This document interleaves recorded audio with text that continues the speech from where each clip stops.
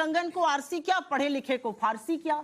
रुपए की बात कर रहे हैं, ठीक है भाई, डॉलर गिर रहा है, दुनिया की तमाम करेंसी इंक्लूडिंग एशिया की करेंसी इस डॉलर के खिलाफ स्ट्रेंथन कर रही हैं।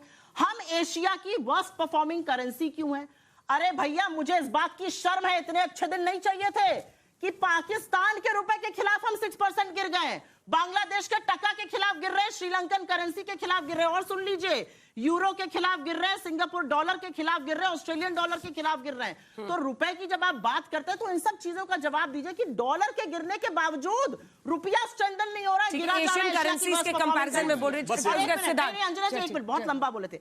मुझे लगता है सास बहू के सीरियल्स के साथ साथ मुशायरे का भी बड़ा शौक रखते हैं, बार बार मुशायरा, ढंग की बात करते नहीं है। अरे भैया, वहां का प्राइम मिनिस्टर कितने लोगों को ले आया मेहमान नवाजी से, उसका क्या फर्क पड़ता है? आपने डिबेट शुरू किया था, अरे आपने डिबेट शुरू किया था पर कैपिटा इनकम से।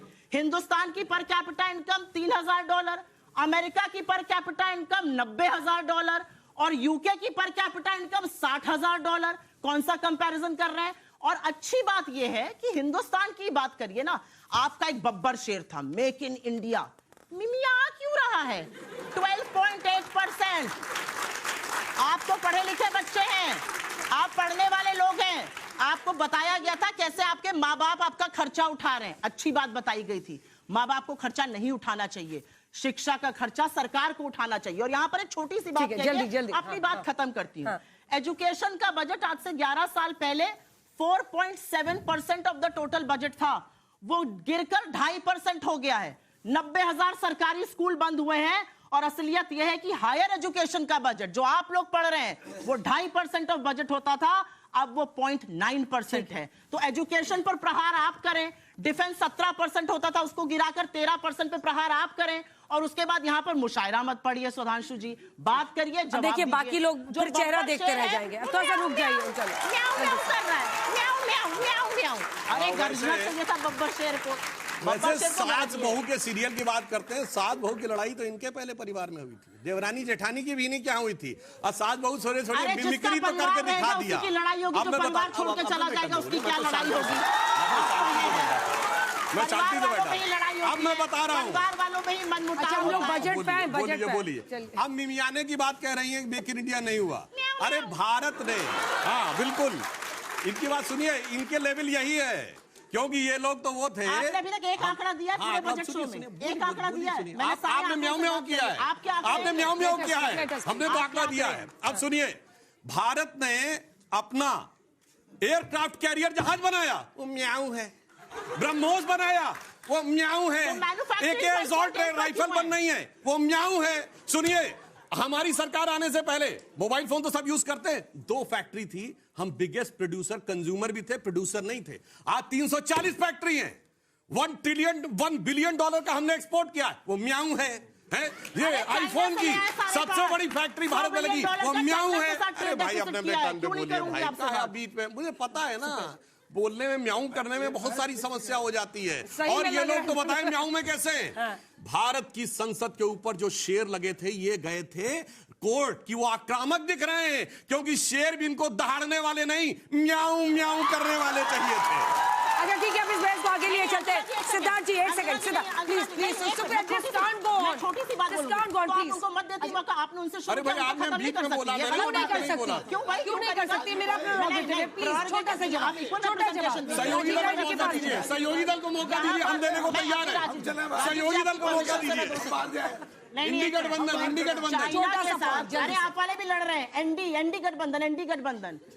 $100 बिलियन चाइना के साथ ट्रेड डेफिसिट आपने किया है। जिस चाइना को लाल आंख दिखाने की बात करते थे, लाल कमीज पहनकर आंखें मूंद ली हैं। $100 बिलियन का ट्रेड डेफिसिट का नतीजा है। सिद्धार्थ, 2 पल आप रुक जाइए सर प्लीज। सिद्धार्थ जी, 2-3 बिंदु जिस पर मैं आपसे चाहती हूँ, उसके बाद राजीव राय जी के पास जाऊंगी। नहीं, मैं आपसे सवाल पूछ रही हूँ, उसको थोड़ा सा स्ट्रीमलाइन। ऐसे इनकी बातें सुनकर बच्चे भी कंफ्यूज हैं। हाँ सही बात है। इसके बाद राजीव जी आपके पास आऊंगी। सिद्धार्थ, 2-3 चीजें। सबसे पहले तो चीफ इकोनॉमिक एडवाइजर कह रहे हैं कि ये जो डेप्रिसिएटेड रुपी है, ये हमें अमेरिका के टैरिफ्स को कम्बैट करने में इस वक्त मदद कर रहा है, ये कह रहे हैं वो। इसका क्या अर्थ है?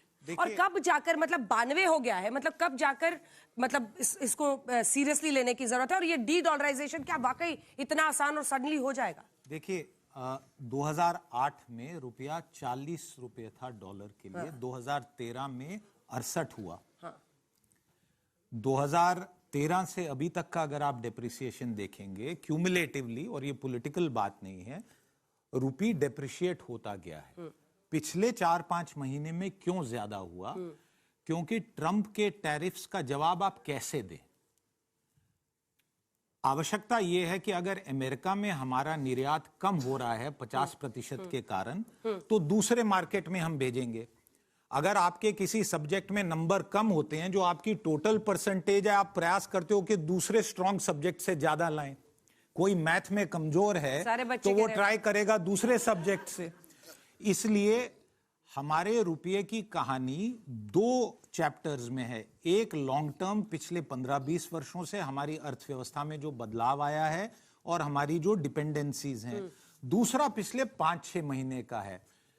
अगर इसमें रिवर्सल आना है तो 2 चीजें आवश्यक होंगी। एक, यूएस की जो करेंसी है वो कमजोर पड़े। इसका मायना है कि जो ट्रंप साहब की आर्थिक नीतियां हैं, जिस पे बहुत सवाल अब अमेरिका में भी उठा रहे हैं, और आपने एक चीज नोटिस की होगी पिछले सप्ताह भर में, खासकर 10 दिन में, कि जो एक G5 होता था, आज उस G5 में दरार है। अमेरिका अकेला बैठा है, यूके, कनाडा, फ्रांस, जर्मनी सब अब अमेरिका विरोध की बातें करें। इसलिए आने वाले समय में जैसे ही, मान लीजिए अगर टैरिफ के निर्णय को यूएस सुप्रीम कोर्ट खारिज करता है, अगर यूएस में इन्फ्लेशन बढ़ती है, तो डॉलर का जो रुख है वो बदलेगा और हमारी करेंसी का रुख सुधरेगा। अब एक इकोनॉमिक डिबेट है कि हो जाएगा यूएस के साथ, तो एफटीए होने से सेंटिमेंट में रिवर्सल होगा। एक चीज और, क्योंकि परचेजिंग पावर पैरिटी से बात शुरू हुई थी, हमें अपनी परचेजिंग पावर पैरिटी को तुलनात्मक दृष्टि से चाइना से कंपेयर करना चाहिए, क्योंकि चाइना और भारत की पॉपुलेशन लगभग सेम है। 1.41 वर्सेस 1.45 बिलियन उनकी ग्रोथ 1980 में शुरू हुई। हमारी ग्रोथ मनमोहन सिंह जी, पूर्व प्रधानमंत्री श्री नरसिम्हा राव जी के समय से शुरू हुई है, और वो लगातार सारी सरकारों ने हमारी आए दिखा दीजिए। इसलिए परचेजिंग पावर पैरिटी को, पर कैपिटा को पीपीपी बेसिस पे देखना चाहिए। जो यहां पे इकोनॉमिक्स पढ़ते हैं they will agree with me. और अगर उसमें आप तुलनात्मक कंपैरिजन करें तो चाइना हमसे 2.5 गुना, हाँ, हम 2818 पर है और वो 13,806 पर। बट अगर हम ट्रिपल पी बेसिस पे कंपैरिजन करें, वो हमसे 2.5 गुना है। उस 2.5 गुना के पीछे क्या है? 2-2.5 दशकों के लिए चाइना ने 10% से ज्यादा ग्रोथ की। उसने पूरे विश्व भर में एक्सपोर्ट मार्केट कैप्चर किया है। वो मैन्युफैक्चरिंग कैपिटल है दुनिया का। और एक आखिरी बात अंजना जी, पिछले 3 महीने में ही $75 बिलियन की एफडीआई की अनाउंसमेंट्स हुई हैं। और ये जरूर है कि बाहर पैसा गया है, परंतु भारत में पैसा आ भी रहा है। सो मुझे लगता है कि इन तीनों विषयों में हमें थोड़ा संजीदगी से रुपये के विषय को आज की वर्तमान परिस्थिति में देखना चाहिए। अगर ट्रंप नहीं होते तो, और उनकी नीतियां नहीं होती, तो हमारे रुपये की अभी सूरत हाल अलग होती।